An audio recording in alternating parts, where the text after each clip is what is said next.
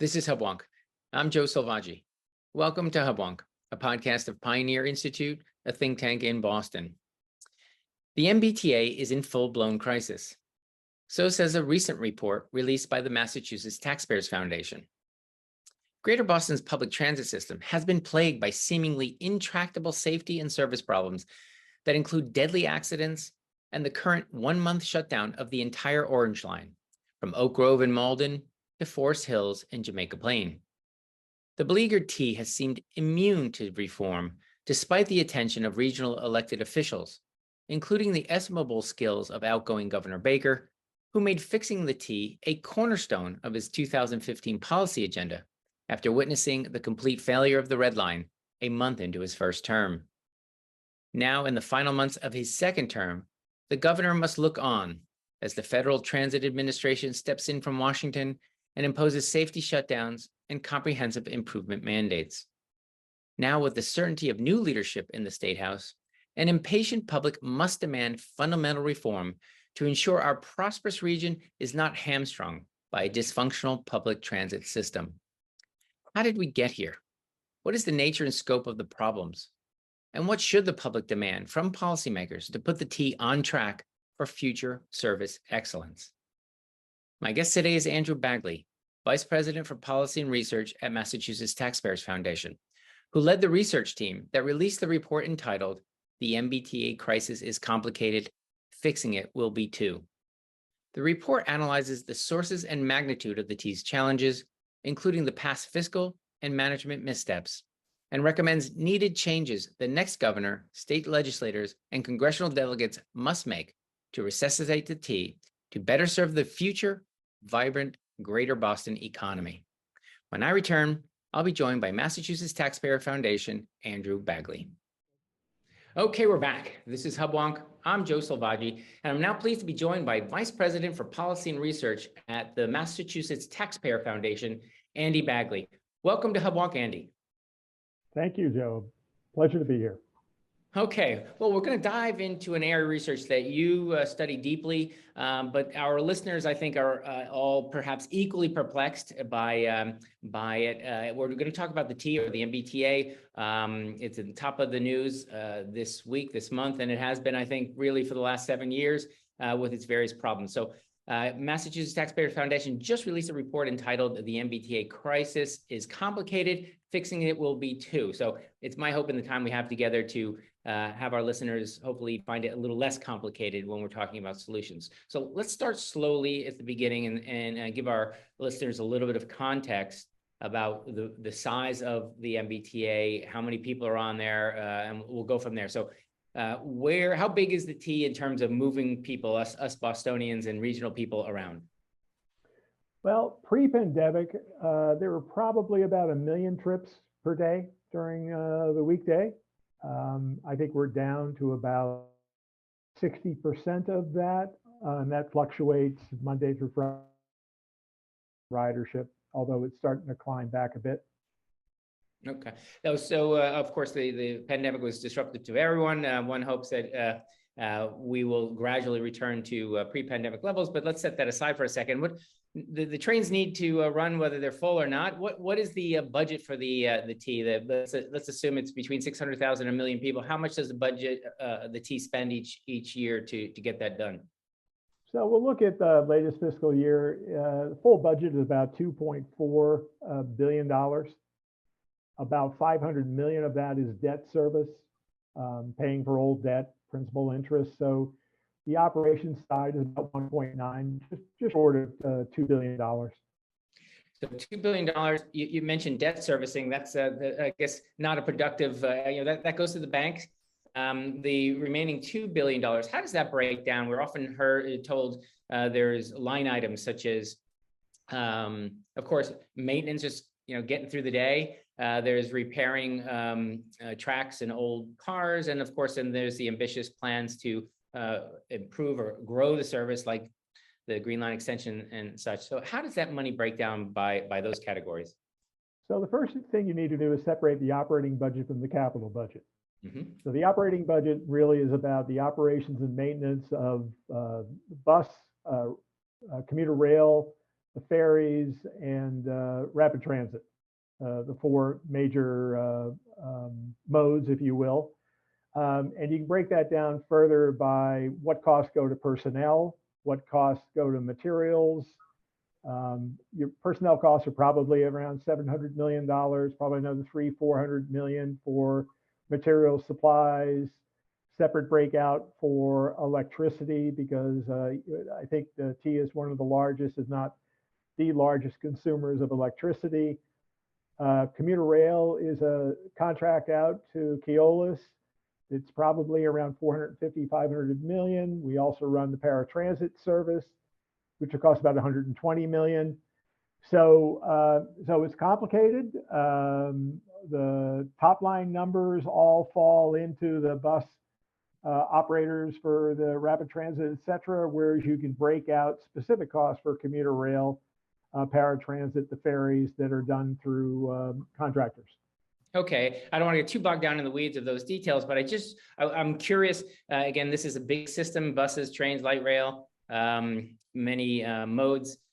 Who decides when that next dollar is coming in? Where does that money go? Should it go to a little more maintenance, or a little more expansion of service, or a little newer car? Who decides where the money or the resources for the T gets spent? Well, certainly the general manager obviously is driving that, along with the assistant GMs responsible for operations, responsible for capital.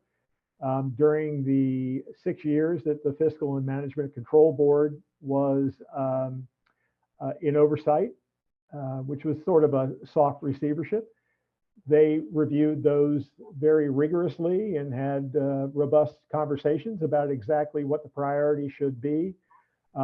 Much of that was driven by how the T could find efficiencies to produce same level of services, maybe for less money. They had the exemption from the Pacheco law, for example, which allowed them to look at alternative ways contracting out for services. So a lot of this is driven by how can we provide the level of service while seeking ways to do it less expensively to maintain a balanced budget. So the general manager, again, you mentioned the FMCB, the Fiscal Management Control Board. That's, as you say, soft receivership. In other words, it's an oversight of a system that perhaps managed itself in the past. So together they decide which is the right path for improving the T. Some of that is efficiency. I know you mentioned, I know personally that they privatized, what was it, the money counting system? This is a while back, to the consternation of some of the people who had been doing that before. But those kinds of efficiencies, so to do more with less, presumably. So let's talk about where the money for the T comes from. And I think perhaps this is worthy of our attention because it's up for much debate. You mentioned a $2 billion expense. We know from studying cities around the world, no rapid transit system pays for itself ever. So how does our T pay for itself? Well, before the pandemic, fare revenue contributed about a third, about a little over 33% of the bottom line, $2.4 billion. That's now dropped to about 19%.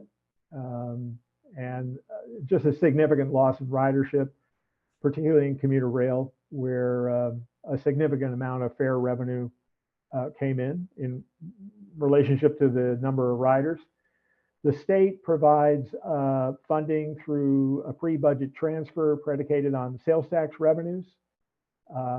That's about 55%, about $1.3 billion in this current fiscal year. The legislature appropriated about $187 million to the T this year. That's about 8%. You also have municipal governments contribute about 8%. And then there's the remaining federal relief funds. They received a total of about $2 billion, and they spread that over FY 20, 21, 22. Some of those monies are currently used in 23, and they may have a little bit left for 24. So The federal funds, they're one time. They will disappear very shortly, in which case the T will have to figure out how do they backfill those Fed funds. So let's take those one at a time. You clearly have a wonderful familiarity with the numbers. Fares are no longer as high a percentage of the cost as they were.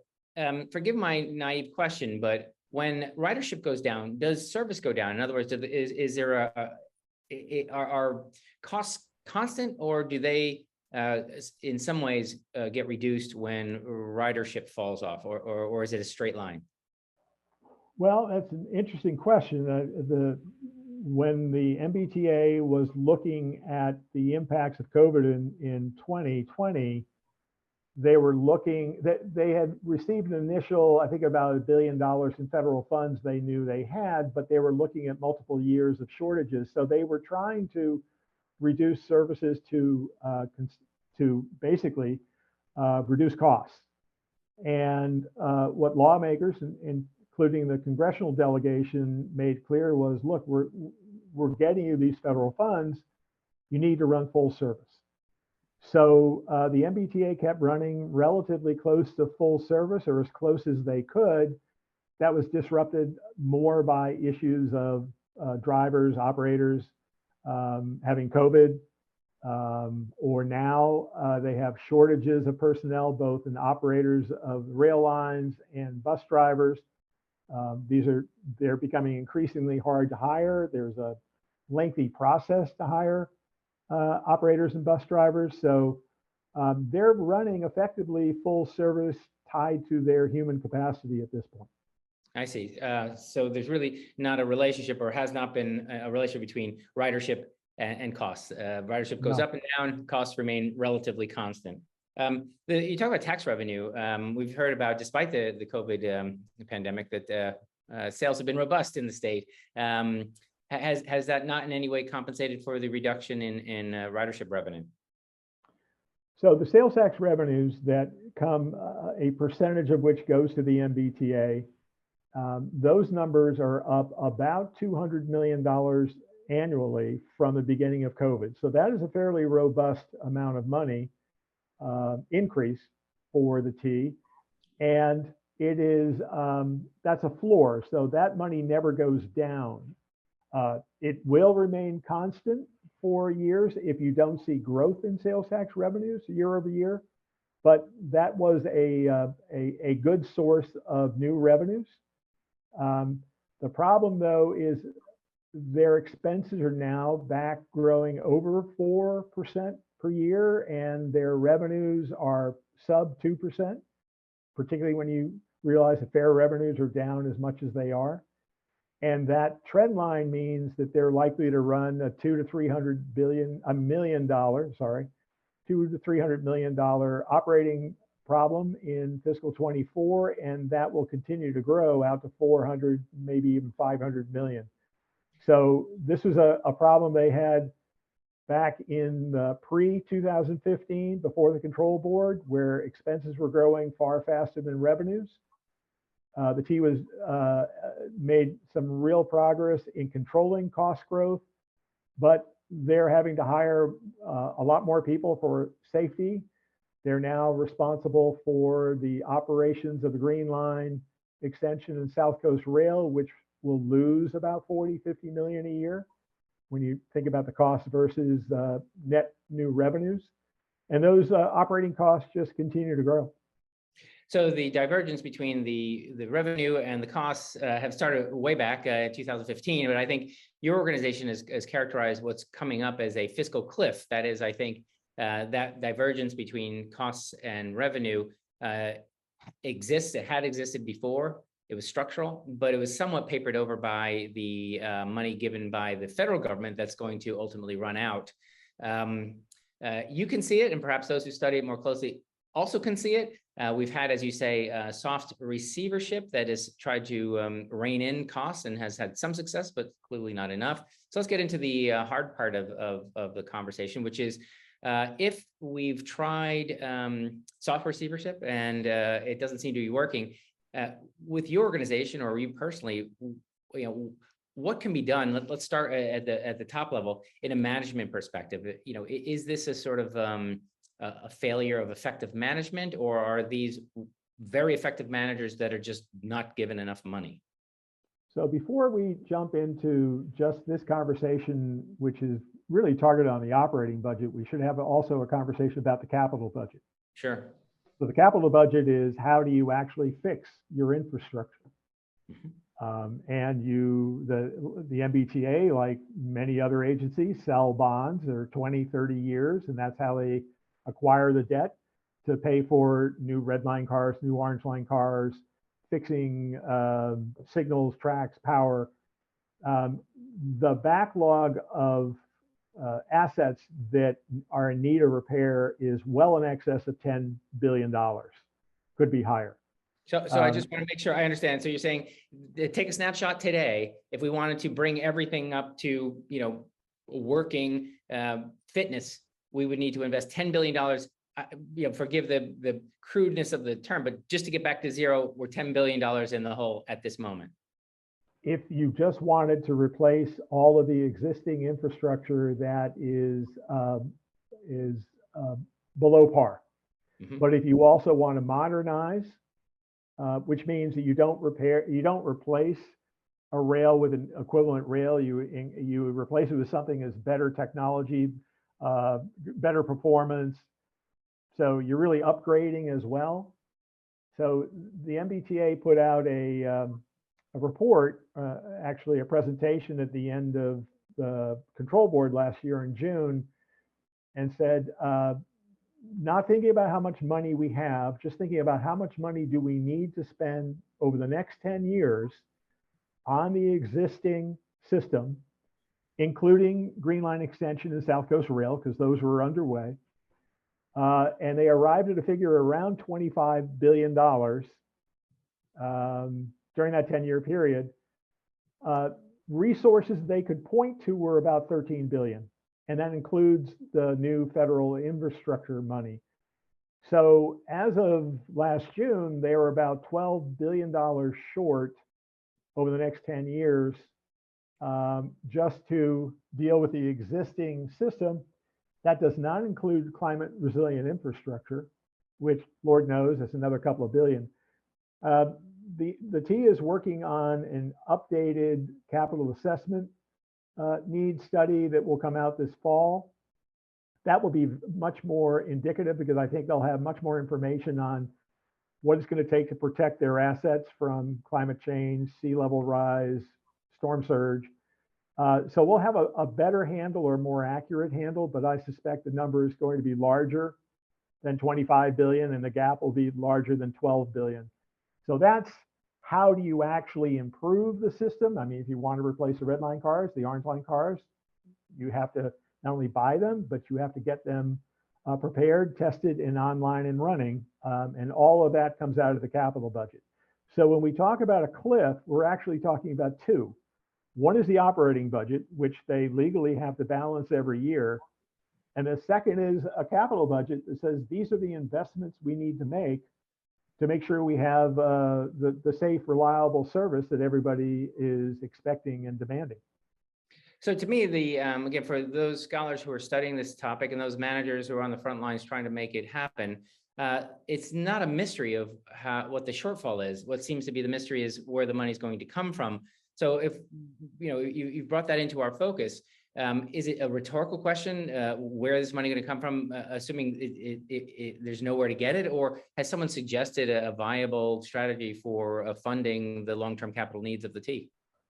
Well, let me just say that the T got into this situation because from about 2005 to 2015, the MBTA had to come up with all kinds of ways of balancing its operating budget. And so they used their capital budget. They borrowed very little to limit their debt service costs because of the operating budget. They sometimes paid some personnel or some other costs, some of their debt service costs out of their capital budget. They were spending about $400 million a year on capital, not all of it on assets. One of the things the control board was able to accomplish, and it was, I mean, they accomplished a lot of magnificent changes there, one of which was to get the T up to spending about almost $2 billion a year on capital, which means that a lot of this money is now just starting to get into the system, but it's going to take years to catch up from all of the underinvestment. So there's Now, 10 years. Yeah, I was going to say, we're talking about there's 10 years of underinvestment. Largely, you're sort of describing the tea eating its seed corn, right? It's using capital money for operating expenses. Essentially, I don't know, in the corporate terms, you say this is deferred maintenance, something that ultimately has to be addressed but isn't addressed. So for 10 years, it was doing that, and here, come 2015. Again, I remember it well with the tea's disaster during the snow apocalypse of 2015, the red line shutting down. At that point, they were already, the die was cast, and they were already in the hole for capital expenditures by quite a bit at that time. Correct. And the T they weren't silent about this. They made it clear to many of us who followed it, including the legislature, that they were having difficulties balancing their budget, and there were fare increases and there was additional resources, but they only marginally closed the gap each year. And we've never really structurally addressed this imbalance. Even during the control board, the legislature has not come up with a revenue package sufficient to deal with this particular gap on the operating side. On the capital side, this is something we've been talking about for several years.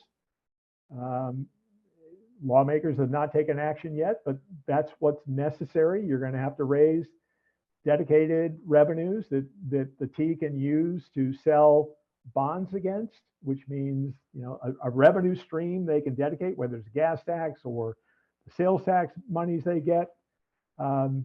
That's not in place, and as we've pointed out numerous times, that's a crippling impact on the future of the T. If we don't resolve the financial health of the T, it can't dig its way out of the system. But just to point out, in the latest report we just put out, what we're linking together is, yes, they really do have to fix their physical infrastructure, and that's going to take a while. They really need fiscal health, and frankly, in about 2 years, they hit these cliffs. And then they have to have a functioning organization.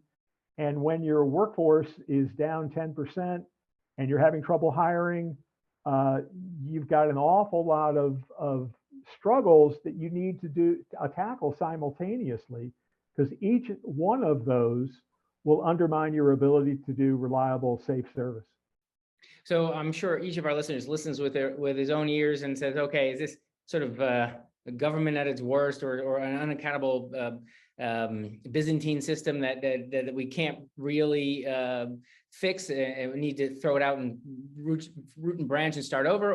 Or is there a meaningful way to untangle this thread and, in a sense, assure? I'm sure legislators are reluctant to throw money at a system if they're not confident that that money would be well spent and well allocated. How do you see the I won't leap to the, if you were king for a day, or you had every legislator's ear at this moment as a way forward, where do you see the best path forward? Well, a couple of things. You talk about, the last 7 years, it's been, struggle, and where's the T now? For the last 7 years, at least under the control board, it's been the most transparent operation that you can find in state government. I mean, 24 to 30 public meetings a year, lengthy agendas, advocates talking, lawmakers talking. We have far greater insight into the operations of the T, where their strengths are, where their weaknesses are, and the challenges of trying to rebuild an organization. So it may feel to many as Byzantine, but frankly, we have far greater insight into the challenges of the T than pretty much any other place in state government. And then these notions that, well, why don't we just put it in receivership, or hand it off to the FDA, or stick it under MassDOT. It really doesn't do anything to actually fix the challenges. It just shifts to somebody else to say, you're going to have to figure out how to get the resources you need from lawmakers to provide the level of service that they say they want. You're going to have to provide the resources and the time so they can fix their infrastructure, which we know is going to take years to do. And you're going to have to figure out, how does the T actually become not only a functioning organization with better communication, both with the public and outside, but how do they staff up and how do they replace a lot of the senior personnel who left in the last 5 years, either to deal with early retirement programs because of operating budgets or COVID. I mean, one of the things we know is that every public transit agency in the country is struggling to get the staff they need, and the T is in no different position. So it's incredibly challenging, but what we want to make sure is people are aware, particularly the next administration, that you can't just pick one of these and solve them and think that the T will come back and run service as it did in its heyday. So again, forgive my ignorance here, but it sounds like, I mean, you clearly push back on the fact that it isn't a mysterious process. It's well understood. It's in the public's eye, and anybody who cares to can scrutinize the T's operation by joining any number of those public meetings. I've actually sat through a few. So we know the problem. We know the cost. We know it'll take money and time. There's voters on those trains. Why isn't, I guess, who's on the other side of this argument? If the legislators know the T is vital to the success of the biggest economic region of Massachusetts by far, who doesn't want to fix the T, or who doesn't want to fund the fixing of the T? Well, I think everyone wants to fund the T. Everyone wants to fix the T. Everyone would like somebody else to pay for funding the T. And there's always some other source with bigger pockets that we think we'd like to rely on. Voting for gas tax increases is hugely unpopular, has been for a long time. These are not easy votes for legislators to take. And so we talk about all the things we want the T to do. We even have candidates talking about reduced fare, free fares. There are some good arguments for reduced fares for certain elements of the population that are transit dependent, et cetera. We rarely hear the conversations as, okay, well, how are you going to backfill those revenues you lost? Because you're asking the T to provide more services without the resources to do it. And that's the conversation we have long felt needs to be in the public domain. We need to talk about not just the T service you want, but the T service you're willing to pay for. Sure. Now, we are approaching an election year where we are guaranteed a new administration. We don't know who that will be yet, but are candidates in your mind, whether they be in the legislative branch or our future governor, are they at least campaigning with what you consider an awareness of the problem and a familiarity with the challenges and the list of solutions in front of them? I believe it's growing. I mean, one of the reasons we released this report when we did was to try to frame the scope of the problem, to help people understand it's more than just trying to find some money or just trying to fix the orange line over the next 30 days. But I do think both the FTA intervention and this shutdown has sobered up a lot of people, not just riders, but I think lawmakers, to understand that this problem has gotten to a point where it's urgent, and we're going to need to focus on it over the next 18 months to 2 years to make sure that we're starting to make the course correction that is so essential. Now, I've been in Boston nearly 30 years. An avid rider of the T, although I have my own criticisms of the system. In the decision to grow, I mean, it seemed like a massive project, the Green Line extension or the Red Line South. How is it that we've decided to, knowing full well that the capital expenditures were short, why would we expand when, let's say, the basic knitting of the T wasn't being met? Is there, is there a reason we would, in a sense, overreach when we really didn't have our basics covered? Well, yes, there are, and obviously that's why we do it. For the Green Line extension has got a different story. That was an agreement that the state reached with the federal government for the funding for the Big Dig. If we were going to increase capacity of the roadways, there was a counter, what investments are you going to make to reduce greenhouse gas emissions? And the Green Line extension was one of a series of projects that we agreed we would do. I think most of the others we negotiated away, like the red line, blue line connector, that somehow we were able to take that off the list.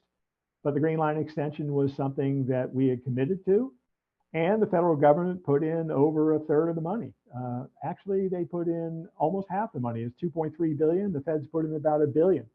So there was a sense that from the state that if we reneged on the commitment and if we reneged on $1 billion in federal money, that wouldn't serve us well going forward when we needed federal support. South Coast Rail is a slightly different conversation. I think I've been here for about 40 years, and I think every person who's run for governor has, in one way or another, promised South Coast Rail that we would have that, by the end of whoever was running for office. Governor Baker made the same promise when he was campaigning way back when in 2014, and he decided he wanted to live up to it. That he made a commitment and he felt like this was the right time to do it. You can argue that this challenges the rest of the MBTA. I will say these are specific projects where they bring in a project manager and they're almost separate teams. But on the other hand, those are energies that did not get spent on basic maintenance that we know we need, but aren't very popular until they don't work. Well, those decisions, let's call it water under the bridge, or I guess water along the tracks, whatever metaphor we want to use. Again, getting back to the king for a day, regardless of where the revenue comes from, by your estimate, let's imagine again you were king for a day and you could generate revenue from either an increase in tax or perhaps from reducing expenses elsewhere in the nearly $1 billion a week budget of the state government in Beacon Hill. What would it cost? How much additional funding to the T would be required each year going forward to put us on a glide path to a well-functioning mass transit system? So looking at the data released by the T on their 10-year capital needs, we estimated to deal with both the operating and capital budgets, we're probably talking about $1.3 billion of additional monies each year. And that would need to really be preferably dedicated monies that didn't have to be appropriated every year by the legislature. That number is likely to climb given a lot of the safety issues that the FTA has highlighted and this new capital assessment that the T is undergoing that will include the climate change issues. But, put it at 1.5 billion-ish. You then run into, frankly, a capacity issue. Can the MBTA spend $3 billion plus a year in capital program? Do they have a sufficient number of people? Do they have not just program managers? Do they have enough electricians and mechanics and engineers and safety operations people? And currently, they don't. They don't to do $2 billion. So part of this is also a staffing issue. It's a human capacity. It's a supply chain issue. Do you have enough contractors who aren't working in other states that can really manage that size or produce that size of capital investment? And at some point, there's going to come a conversation about, well, how big a T can we afford? And the other conversation, I think, post-COVID is going to be, how have transportation patterns changed? Have they changed in some ways permanently? And how does the MBTA, the public transit system, adjust to new traffic patterns if we see fewer and fewer people coming into the Boston metro area, or we see more companies moving satellite hubs closer to where their employees live, we may have to rethink how does public transit meet a future need that is quite different from what it was pre-COVID. So they're very challenging problems ahead. And it isn't simply, can we get back to 2019, only do it better? We may have to do it differently. Indeed, that's an important point you make. Of course, having enough money presupposes you have the ability to spend that money once it's been given. So you're saying the limiting constraint right now for the T is not the lack of money, but rather the lack of organizational infrastructure to deploy that money in a way that will meaningfully improve the T. So let me just correct. Let me just clarify that the most recent capital plan, FY23 to 27, they think they have about $9 billion available. Some of that are from funds that they were not able to spend earlier, either federal or dedicated their own source funding. So some of that's been shifted. But when you get past there, when all of the federal money is gone, the Green Line extension is finished, all the state money that was used to buy the Green Line trains, Orange Line trains, red, all that money is exhausted. Then the T is able to spend roughly, their resources are about $1 billion a year. And their spend clip is going to have to be up around 2.5 billion just to continue to replace, update, and modernize. So in a couple of years, they truly will hit a cliff where they may have developed the capacity to spend. They will suddenly not have the resources they need. So you touched on it earlier, and only briefly, that you didn't think the conversations about well, we've already talked about a soft receivership, but a hard receivership where the government steps in and says, look, enough is enough. Let's take this over and make it right. You don't see those types of outside interventions as a meaningful or useful. I mean, it might give some people some satisfaction of some sort, but it won't really fix the problem. Well, no, I don't believe it will, because unless you have divine intervention or you really are the wizard, you're trying to solve the same problems that everybody else was, and they've been dedicated in trying to figure it out. What we do know, though, is that the FTA did take WMATA, the Washington Metro, into receivership back in 2015, and then in 2019 turned it back over after they felt that a lot of the safety issues had been addressed. And WMATA to this day is still a mess. So the fact that the FTA took it over for 3 years and tried to get it, change priorities, change their spending to make sure they were addressing these key safety elements, probably improved their safety record. But WMATA is probably in as bad a shape as we are. So you mentioned that there's no magic exit from this. This is going to take a lot of hard work and a lot of very hard decisions. Well, as far as I'm concerned, the solution to a bad sort of government agency is not the intervention of yet another bigger government agency. So I'm sympathetic to that argument. We're recording after an interview with our Congressman Lynch, who represents he's on the Transportation Committee in the Congress, and he had actually recommended receivership. But to his point, if we were looking for another $1.5 billion of additional funding, is there an opportunity for the federal government to step in and say, look, we like what Boston is, we like mass transit, we think it's a green solution, and we think it's we want to encourage it. Is there a story to be made for a federal government, if not coming in to manage the T, coming in to give it some investment to make the shortfall a little bit smaller? One can always hope. But you start with New York and the MTA, which their gaps make ours look paltry. So whatever funding you decide you want to get from the federal government, they're going to have to look at the other major cities, Chicago, Philadelphia, Washington, and then New York. And part of the political problem is these are all blue cities in relatively blue states. And there's always a fight for, no, we need more money for highways, and there's so many more people traveling in cars in rural areas. So it's always an uphill struggle.